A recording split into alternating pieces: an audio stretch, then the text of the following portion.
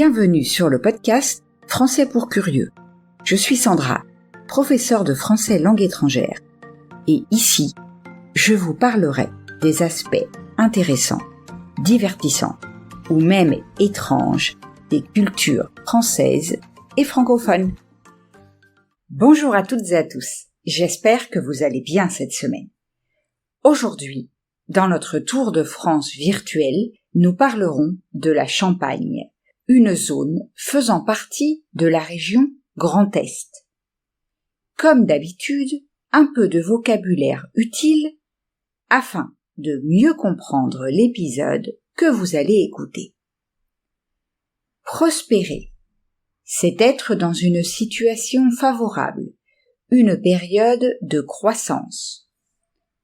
Crucial, cela signifie important, décisif.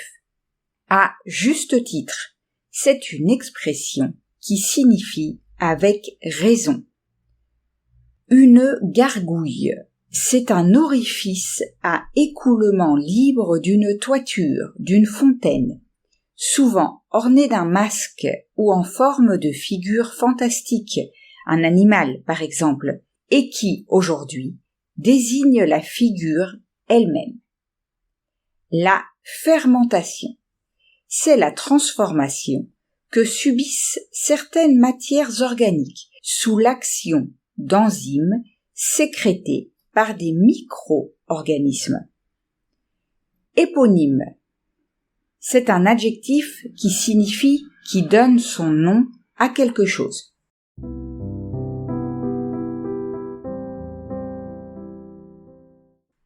Entrons maintenant dans le vif du sujet. Tout d'abord, pourquoi est-ce que je vous parle de la Champagne ? Eh bien, parce que cette région, située dans le nord-est de la France, est célèbre à la fois pour son vin pétillant, renommé dans le monde entier, mais aussi pour son patrimoine culturel et historique. Commençons donc par un bref parcours historique. Les origines de la région remontent à l'Antiquité, où elle était habitée par des Celtes. Les Romains ont également occupé la région et y ont introduit la culture de la vigne. Cependant, c'est au Moyen Âge que la Champagne a vraiment prospéré. Durant cette période, la Champagne était un centre économique et culturel majeur en Europe.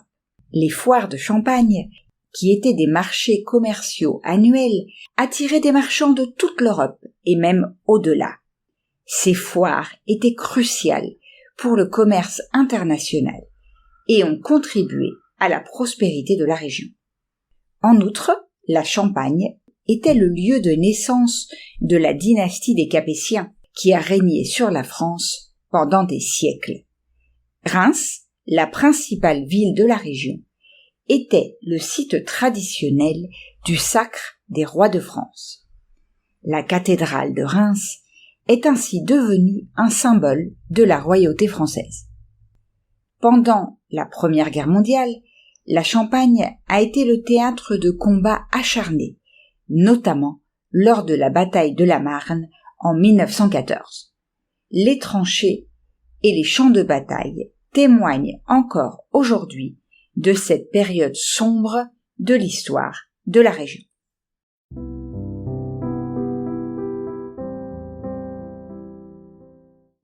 Passons maintenant à une partie plus touristique. En ce qui concerne les villes à visiter, je souhaite vous parler de Reims. La visite de Reims serait incomplète sans un arrêt à la cathédrale Notre-Dame, dont la beauté est unanimement reconnue. Cette merveille architecturale est inscrite au patrimoine mondial de l'UNESCO depuis 1991 et à juste titre.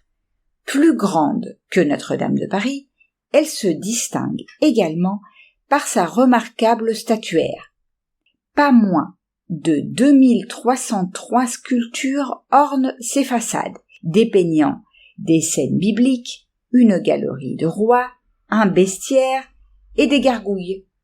Chaque élément raconte une histoire fascinante.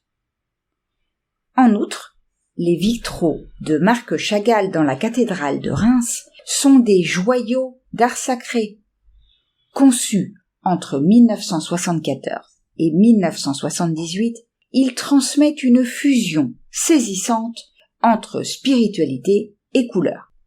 Chagall y a insufflé, y a donné son génie artistique, mêlant des tons vibrants à des motifs bibliques emblématiques. Ces vitraux captivent par leur éclat et leur symbolisme, illuminant l'intérieur de la cathédrale. Ils incarnent la vision poétique de l'artiste, exprimant l'essence même de la foi à travers une palette riche et expressive. Leur présence en ces lieux séculaires les inscrit dans l'histoire comme une éternelle source d'inspiration. Par ailleurs, à Reims, outre sa célèbre cathédrale, se dresse fièrement une basilique tout aussi remarquable, la basilique Saint-Rémy. Imposante, elle domine majestueusement le quartier de sa hauteur. Érigée au XIe siècle, dans le but d'abriter la Sainte Ampoule ainsi que les reliques de Saint-Rémy, l'évêque qui a baptisé Clovis en 498, cette basilique revêt une importance historique considérable. Classée au patrimoine mondial de l'UNESCO, la basilique Saint-Rémy a résisté aux épreuves du temps, même aux ravages de la Première Guerre mondiale. Les dégâts subis furent si importants que sa restauration s'étendit sur une période de 40 ans, jusqu'en 1958. Aujourd'hui, une rénovation du parvis est entreprise pour mettre en valeur toute sa splendeur.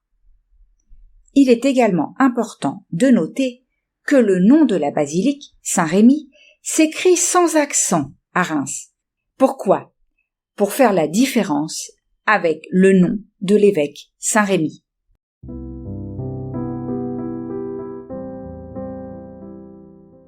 Parlons maintenant des traditions de la région. L'une des traditions les plus emblématiques de la région est la fête des vendanges, qui célèbre la récolte annuelle du raisin. Cette célébration colorée rassemble les viticulteurs, les habitants et les visiteurs, dans un esprit de joie et de convivialité. Des défilés, des dégustations de vin, des concours de pressurage du raisin et des feux d'artifice illuminent les villes et villages de la Champagne lors de cette période festive. En outre, les marchés de Noël en Champagne offrent une expérience enchantée pendant la saison des fêtes. Les rues ornées de décorations scintillantes, les odeurs de vin chaud et de pain d'épices flottent dans l'air, et les artisans locaux proposent des produits artisanaux uniques. Les marchés de Reims, d'Épernay et de Troyes sont parmi les plus renommés de la région, attirant des visiteurs de toute la France et au-delà. Bien sûr, il est impossible de parler de la région Champagne sans aborder le thème des vignobles et du vin pétillant qui y est associé. Depuis les temps anciens, où les premières vignes ont été cultivées, jusqu'à l'éclatante modernité des vignobles champenois d'aujourd'hui, l'histoire de la viticulture et du champagne est une saga captivante qui reflète l'évolution humaine, la passion pour le vin et l'ingéniosité technique. L'histoire commence dans les plaines fertiles du Moyen-Orient, où les premières vignes ont été domestiquées il y a des millénaires. Avec le temps, la culture de la vigne s'est répandue à travers l'Europe, apportant avec elle des techniques de vinification raffinées et une culture viticole florissante. Mais c'est en France, dans la région de Champagne, que la viticulture a trouvé son apogée. Au Moyen Âge, les moines de l'abbaye de Auvilliers ont été parmi les premiers à expérimenter la méthode de fermentation en bouteille, donnant naissance à ce qui allait devenir le champagne. Au fil des siècles, les vignerons champenois ont perfectionné leur technique, affinant les assemblages de cépages, peaufinant les processus de fermentation et développant des méthodes de vieillissement qui conféraient à leur vin une qualité incomparable. L'évolution de la viticulture et du champagne a été marquée par des périodes de prospérité et de crise, des guerres aux révolutions, des maladies de la vigne au changement climatique. Les vignerons ont dû faire preuve d'une résilience exceptionnelle pour préserver leur héritage et maintenir la qualité de leur vin. Mais malgré les défis, le champagne est devenu bien plus qu'une simple boisson pétillante. Il incarne le luxe, la célébration et l'art de vivre à la française. Les maisons de champagne prestigieuses ont élevé l'élaboration de ce vin effervescent au rang d'art, tout en veillant à préserver les traditions séculaires qui en ont fait sa renommée. Quelles sont les maisons de champagne les plus célèbres? Eh bien, je vous citerai la maison Moët-Chandon, avec ses caves labyrinthiques qui incarnent l'élégance intemporelle, non loin la maison Veuve Clicquot, réputée pour sa pionnière, la Veuve Clicquot elle-même, qui évoque un esprit audacieux et novateur. D'ailleurs, si vous voulez en savoir plus sur l'histoire de la Veuve Clicquot, je vous recommande d'écouter l'épisode numéro 52 du podcast. Enfin, la maison Dom Pérignon, légendaire et mystique, où le luxe et la finesse se fondent dans chaque goutte de sa cuvée éponyme. Je termine avec une activité à faire en 2024. Participer à la route du champagne en fête. Il s'agit d'un événement estival grand public. Cette année, elle aura lieu les 20 et 21 juillet et vous pourrez visiter les caves d'un secteur de Champagne en particulier.